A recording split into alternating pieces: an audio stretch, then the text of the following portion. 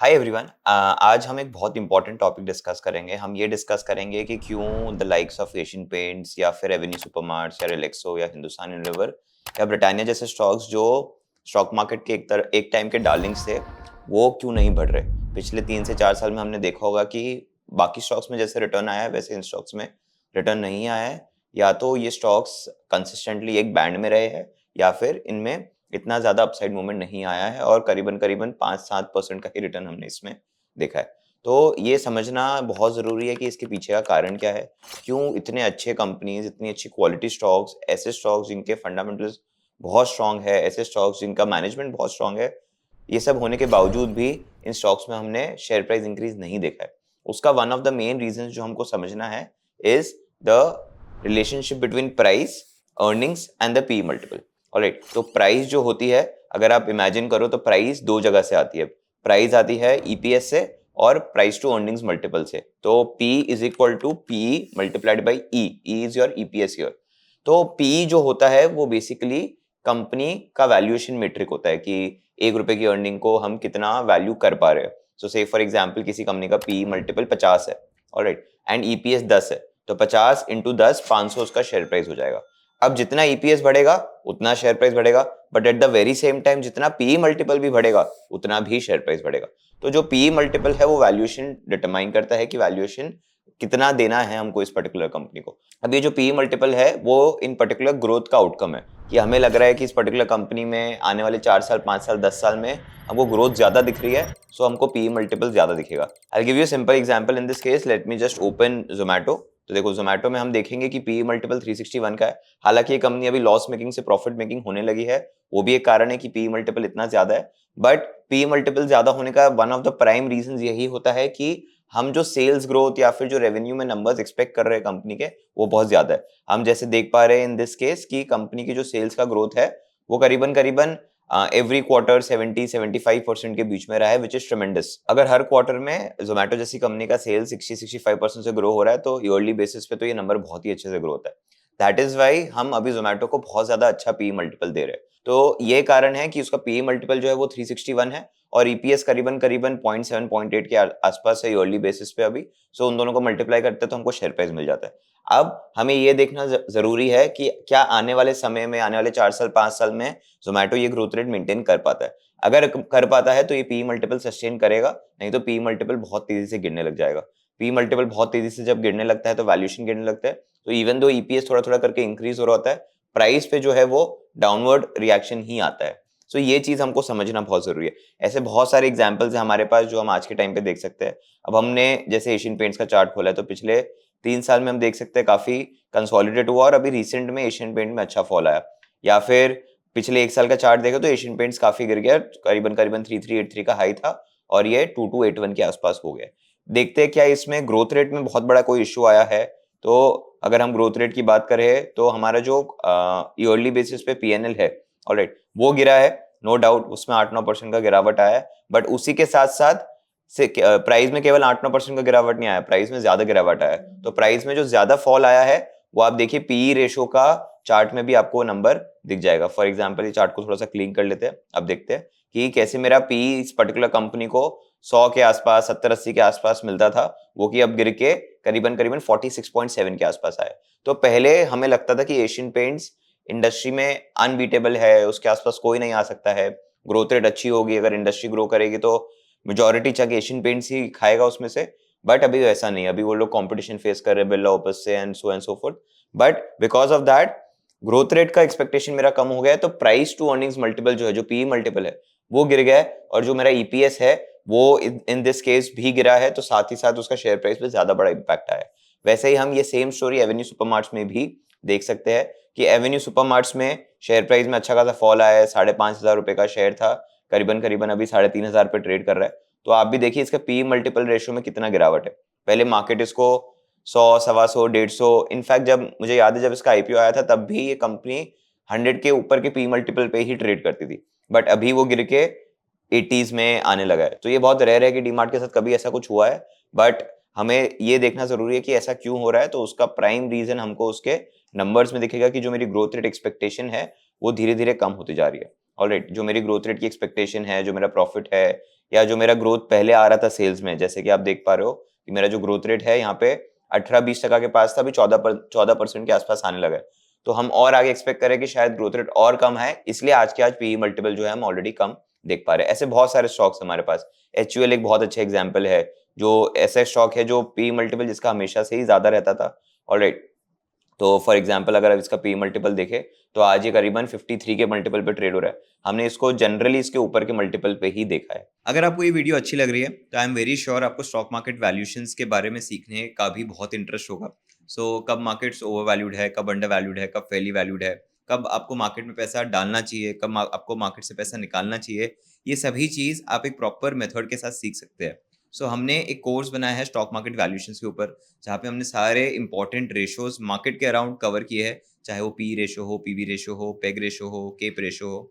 उसी के साथ साथ हमने फॉरेन फ्लोज के बारे में भी डिस्कस किया है कि कब फॉरेन फ्लोज मार्केट्स में आ रहे हैं, कब फॉरेन फ्लोज मार्केट से जा रहे हैं, और उसकी वजह से स्टॉक मार्केट के रिटर्न्स पे क्या इम्पैक्ट आता है। And at the very same time इस कोर्स में हमने macro economic factors, macro economic indicators जो हमें बता सकते हैं कि हाँ मार्केट शायद इस पर्टिकुलर डायरेक्शन में जा सकता है, उनके बारे में भी डिस्कस किया है। तो आप इस पर्टिकुलर कोर्स का लिंक डिस्क्रिप्शन बॉक्स में चेक कर सकते हैं, और आप मेक श्योर करिएगा कि वीडियो एंड होने के बाद आप इस कोर्स को डेफिनेटली चेकआउट करें। और मीनवाइल चलिए हम इस वीडियो की तरफ वापस चलते हैं। तो ये सारी चीजें हमको समझना जरूरी है कि जो कंज्यूमर ग्रोथ स्टोरी इंडिया में नैरेटिव बनाया गया है, या फिर जो कहा गया है कि हाँ भाई कंज्यूमरिज्म तो इंडिया में ग्रो करेगा ही करेगा, तो the likes of Britannia, HUL, Avenue Supermarts, Asian paints, ये सब अच्छा करते ही जाएंगे। इसमें कहीं ना कहीं हमको ये समझना जरूरी है कि प्राइस में जो कंट्रीब्यूशन आ रहा है वो कितना पी की वजह से आया था और कितना उसके ईपीएस की वजह से आया था, क्योंकि eventually in the longer run बहुत बड़े बड़े इन्वेस्टर्स ने कहा है कि जो वैल्यूएशन है और जो प्राइस है वो कहीं ना कहीं मीट तो कर ही जाएगी। ऐसा नहीं होगा कि 20 साल 25 साल तक वैल्यूएशन किसी के स्टीप ही रहे और उसकी वजह से प्राइस स्टीप रहे और अर्निंग्स नहीं आ रही हो। अर्निंग्स आनी ही पड़ेगी, ग्रोथ आनी ही पड़ेगी, तब जाके वो प्राइस सस्टेन हो पाएगा, अदरवाइज वो प्राइस इवेंचुअली फॉल करेगा ही करेगा। ऑलराइट, तो ऐसी एक बहुत अच्छी शीट भी हमारे पास ये एसओआईसी इश्मोहित ने बनाई थी। दिस इज रिगार्डिंग कि 2014 टू 19 के पीरियड में प्राइस में जो ग्रोथ आया था वो कितना पी की वजह से आया था और कितना अर्निंग्स की वजह से आया था। वैसे ही 2019 टू 2024 का जो पीरियड था, that is the next 5 years, उस समय क्या कंट्रीब्यूशन अर्निंग्स से आया था और क्या कंट्रीब्यूशन मेरे पी मल्टीपल से आया था। तो कुछ कुछ स्टॉक्स मैंने हाईलाइट कर रखे आपके लिए। फॉर एग्जांपल पहला स्टॉक हम देख पा रहे हैं बर्जर पेंट्स। यहाँ पे हम देख रहे हैं कि 14 से 19 में शेयर प्राइस टोटल 32% से बढ़ा, 32% से। ये मैं केगर के टर्म्स में आपको बता रहा हूँ। तो 32% अगर शेयर प्राइस बढ़ा है तो उसमें से अर्निंग्स का ग्रोथ सिर्फ 15% केगर पे आया है। बाकी का ग्रोथ रेट कहां से आया है? पी री रेट हुआ है। हर साल पी 17% से बढ़ा है, which is not sustainable if the earnings in the future phase does not come in. तो यहाँ पे 15% से ग्रोथ रेट थी, यहाँ पे पी 17 से बढ़ा है, तो होना चाहिए कि नेक्स्ट साइकिल में जो अर्निंग्स का ग्रोथ रेट है वो बहुत अच्छा आना चाहिए, लेकिन नहीं, बर्जर पेंट्स में वो हमको 13% ही दिख रहा है।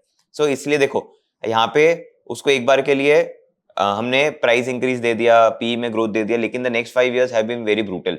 P growth rate -11%, alright, earnings में ग्रोथ रेट 13% है, फिर भी शेयर प्राइस मेरा 1-2% के आसपास ही बढ़ा है, क्योंकि जो भी अर्निंग्स में ग्रोथ रेट आ रहा है उससे ज्यादा एक्सपेक्टेड था, इसलिए मैंने पी जो था मेरा उसको कम कर दिया। ऑलराइट, तो ये चीज हमको समझना बहुत जरूरी है। वैसे हमारे पास ब्रिटानिया का एग्जाम्पल है कि 14 से 19 के फेज में प्राइस में 50% केगर से इंक्रीज हुआ, 24% अर्निंग्स आया, 25% पी से आया, लेकिन इवेंचुअली जब नेक्स्ट साइकिल आई और जो ग्रोथ रेट कम हुई अर्निंग्स में, तो ऑटोमेटिकली मेरा प्राइस केगर 9% पे आ गया, जहाँ पे अर्निंग्स ग्रोथ रेट 11% से आई, लेकिन पी मल्टीपल को डीरेट करके -2% से कम कर दिया गया। ऐसे ही हमको एक पॉजिटिव एग्जांपल भी हम देख सकते हैं आइशर मोटर्स का, कि जहाँ पे प्राइस का केगर 2014 टू 19 के फेज में 29% था, which was exactly similar to the earnings growth of 29%। मतलब पी री रेट नहीं हुआ, वैल्यूएशन जितना मिल रहा है 1 रुपए की अर्निंग को उतना ही मिल रहा है, वो री रेट नहीं हुआ। लेकिन वैसे ही हम 2019 और 24 के फेज में आते हैं, हम देख रहे हैं कि प्राइस में केगर 16% है पर अर्निंग्स में केगर 22% है। सो -4% का पी ग्रोथ रेट हुआ उसमें। अब इसमें एक चीज अच्छी है कि कंपनी पिछले ऑलमोस्ट 10 साल से एक अच्छा अर्निंग्स ग्रोथ रेट मेंटेन कर पा रहा है। पहले 5 साल में 29%, उसके अगले 5 साल में 22%। सो अगर ये ग्रोथ रेट हम लोग आने वाले और 10-15 साल में देख पा रहे हैं इस कंपनी के लिए, तो आई एम 100% श्योर कि इसका पी भी रीरेट हो जाएगा। ऑलराइट, तो आप इसका एक क्लासिकल एग्जांपल रिलायंस का ले सकते हो, जो शीट में नहीं है, उसको हम स्क्रीनर पे ले सकते हैं। स्क्रीनर पे आप देखो, मैंने 10 साल का चार्ट खोला है पी मल्टीपल का। पहले आप देखो 2015 के आसपास 11-12 का पी मल्टीपल रहता था। जैसे जैसे जियो आने लगा, वो कंज्यूमर वाला एंगल आने लगा, वो एक हाई ग्रोथ सेक्टर में वो लोग ने एंटर किया, ऑटोमेटिकली कंपनी को जो पीई मल्टीपल मिलने लगा वो एकदम से ही बेटर मिलने लगा। उसका जो रेंज था पीई मल्टीपल का वही चेंज हो गया। पहले 10-20 का रेंज था, वो ही जाके 20-30 का हो गया और अभी भी कंपनी करीबन 24 के मल्टीपल पे ट्रेड कर रहा है। So Reliance as a traditional business जो पहले था उसको इतना मल्टीपल नहीं मिलता था, लेकिन the moment they entered into a narrative business जहां पे फ्यूचर पोटेंशियल काफी दिख रहा है, automatically the PE multiple starts to increase. Coming back to our sheet, हमको ऐसे बहुत सारे एग्जांपल दिखेंगे जहां पे ये चीज बहुत ही सुंदर तरीके से फॉलो हुई है। मैंने बैंक्स को भी हाईलाइट कर रखा है, हालांकि पीई रेशियो ना देख के उसमें हम पीबी रेशियो का एंगल देख सकते हैं in the very same way, क्योंकि वहां पे नेटवर्थ का क्राइटेरिया हम देख सकते हैं कि बुक्स में क्या नेटवर्थ है और इक्विटी का क्या वैल्यू है मार्केट में, उसके हिसाब से वो चीज देख सकते हैं। बट मैरिको, नेस्ले इंडिया, ये सब में आपको ये सेम स्टोरी प्ले होते हुए दिखेगी। मैरिको में आपको इजीली दिख रहा है कि पहले हमको प्राइस में ग्रोथ रेट 28% दिखा था इन द फर्स्ट 5 इयर्स, उसमें से अर्निंग्स ने कंट्रीब्यूट केवल 18% किया था, बाकी का कंट्रीब्यूशन पीई से आया था। वही सेम चीज को मार्केट ने करेक्ट कर दिया। ऑलराइट, वही सेम चीज को मार्केट ने आने वाले 5 साल में करेक्ट कर दिया। तो the whole point of the matter is that केवल पी ग्रो होने से कंपनी का शेयर प्राइस ग्रो होते नहीं जाएगा। आपको ये भी देखना पड़ेगा कि साथ ही साथ उसका अर्निंग्स भी ग्रो हो रहा है या फिर फ्यूचर पोटेंशियल जो है अर्निंग्स ग्रो होने का वो इंटैक्ट है। इसका एक बहुत ही अच्छा एग्जांपल इन्फोसिस का है। अगर हम 2000 की बात करते हैं, आपने बहुत सारे वीडियोस में भी देखा होगा ये वाली चीज कि इन्फोसिस अगर कोई 2000 में बाई करता at the peak of 200 P multiple, तो कुछ भी केगा रिटर्न नहीं बनता, शायद नेग्लिजिबल सिंगल डिजिट में वो रिटर्न आता। बट अगर जब वो करेक्शन आया उसके बाद किसी ने बाई किया तो ऑटोमेटिकली उसका केगा रिटर्न्स बढ़ गया। सो ये चीज हमको समझना बहुत जरूरी है कि आप वैल्यूएशंस को कितना इंपॉर्टेंस और कब दे रहे हो। तो आप ब्लाइंडली कोई शेयर है जो मार्केट में बहुत अच्छा रैली कर रहा है और जस्ट ऑन द बेसिस की फ्यूचर में ग्रोथ रेट आएगा आएगा और हम देखते हैं कि आने वाले 3 साल बाद वो ग्रोथ रेट नहीं आ रहा है, तो आप उस समय कंफ्यूज हो जाओगे शायद कि भाई अर्निंग्स तो आ रही है फिर क्यों प्राइस नहीं बढ़ रहा है, क्योंकि पीई रेशियो जो है वो इस बार डीरेट हो रहा है। तो इस तरीके से हम समझ सकते हैं कि भाई क्या एग्जैक्टली रीजंस हैं हमारे ऑल टाइम मल्टीबैगर स्टॉक्स जो इंडिया के कहे जाते थे हमेशा से, उनके फॉल होने का क्या रीजन है। सो ये एक बहुत ही सिंपल तरीका है जिससे आप चीजें देख सकते हो और इससे आप ये भी समझ सकते हो कि क्यों एक हाई ग्रोइंग कंपनी को, for example the likes of वारी रिन्यूएबल्स को 100 का पी मल्टीपल मिलता है, क्योंकि उनका अर्निंग पोटेंशियल जो हमको दिख रहा है आने वाले 3-4 साल में वो ज्यादा है। जैसे ही वो अर्निंग पोटेंशियल मैच नहीं हो पाए या फिर जैसे ही वो गिर गया आने वाले 2 साल 3 साल बाद, तो ऑटोमेटिकली पी जो है वो रीरेट हो जाएगा, करेक्ट हो जाएगा और पी मल्टीपल या जो वैल्यूएशन कंपनी को मिल रहा है वो कम मिलने लग जाएगा।